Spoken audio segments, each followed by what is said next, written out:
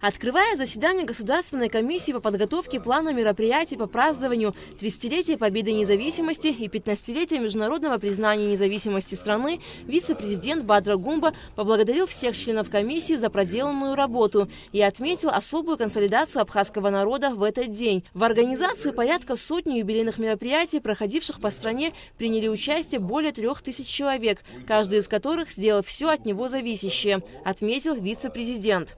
Имя устара харакны решит хасство яхтаны воз хабей поларасхояр хуна табуб харас херстахуб зкюла абреус яхадзгала зиге Игоп яхбуз аппарадала холод фером эйвейпшим ахолпаз концерт программа ялохузрома ахоикоп убасава Джиргия хамбыз, ахаз джаба дари рацвидзо. Убарт гиламкала табуб харахот. Дара угуя хорот бикон хас гуяна гуйт ажлар рагзара харпшыз.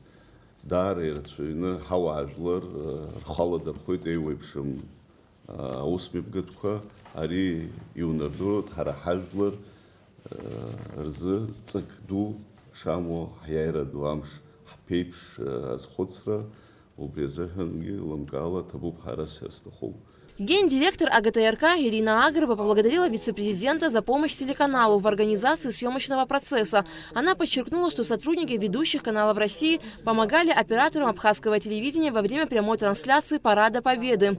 Ирина Агрова также отметила, что к 30-летию Победы были подготовлены репортажи с участниками войны, которые раньше оставались в тени. Бадра Гумба, в свою очередь, подчеркнул, что к празднику было сделано много хороших материалов, которые останутся в архиве. Все члены комиссии дали высокую оценку подготовки и организации мероприятий по празднованию Дня Победы и независимости Абхазии. Отдельные слова благодарности звучали в адрес министра финансов Владимира Делба за своевременное финансирование всех запланированных проектов и мероприятий.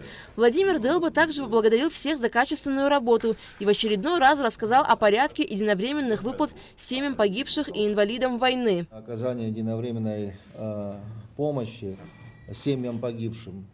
Их 3 категории было, и в последующем еще добавлена была 1 категория. На сегодняшний день эти выплаты осуществляются. Я говорю о выплатах, которые получают, еще раз подчеркну, семьи погибших через бюджет пенсионного фонда. Расходы на эти цели составили 27 миллионов 860 тысяч рублей. В различных районах, в различных случаях, по-разному люди, разумеется, их получают. Дело в том, что эти средства приходят на счета тех лиц, которые обладают правом на получение пенсионного обеспечения. На эти же счета направляются средства по 20 тысяч рублей. То есть в данном случае этот получатель может получить в удобное для него время, снять эти деньги, там, расплатиться с какими-то другими своими обязательствами. То есть пенсионный фонд на эти цели направил 27 миллионов 860 тысяч рублей. Кроме этого, обращу внимание, что главы администрации районов и города Сухум отдельными своими решениями принимали в различных размерах оказания материальной помощи ветеранам, инвалидам Отечественной войны. Разумеется, к этому мероприятию подключился и Государственный внебюджетный фонд инвалидов. Это разновременные выплаты, у каждого какие возможности, исходя из своего бюджета. Президент страны принял решение об оказании тоже поддержки финансовой всем ветеранским организациям, ну, я имею в виду территориальным ассоциациям, да, всем буквально. Как это было и в прошлом, и в позапрошлом году, эти деньги тоже были вовремя доведены до каждой ассоциации. Глава столичной администрации Беслан Эшба сообщил, что новый мост через реку Басла будет оборудован лифтом для маломобильных групп и колясочников. Так получилось, что конструкция стала очень громоздкой. То есть бетонное сооружение выходило прямо до линии, значит, набережной той, которая у нас вот идет по улице. На этой стороне, о той стороне мы сейчас столько не говорим. Поэтому, посоветовавшись с архитекторами, со строителями, со всеми, ну, понятно было, что надо было ее сокращать.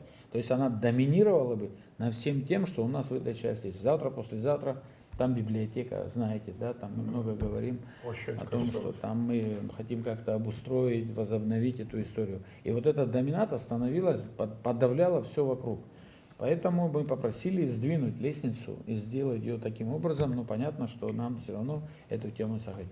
Но установка такого лифта еще и с двух сторон, там нужно подготовительные работы, и просто не успели. Ну, тот, кто услышал, мы давали там в коротких комментариях, что мост не завершен, обязательно будет стоять специальное сооружение, наружный лифт и Яхдзюк. Вот это будет со стороны стоять, она антивандальная там, и так далее. И матеря с колясками и инвалиды наши будут с удовольствием подниматься на мост, переходить, и там же тоже будет конструкция. Ну, по предварительным, эту часть на этой стороне мы сделаем за свои деньги, на той стороне сделает инвестор. Поэтому сейчас я не думаю, что это было... Ну, раз решили эту тему поднять, то объяснение есть только вот такое. Чтобы не испортить нашу красоту вот этой парковой зоны. Для этого было это сделано, сокращение вот этой части моста ближе к речке Пас. В завершении встречи вице-президент Бадра Гумба вручил всем членам Государственной комиссии памятные сувениры и альбомы, выпущенные к 30-летию Дня Победы и независимости Абхазии. Алика Трапш, Роберт Ломия, Абхазское телевидение.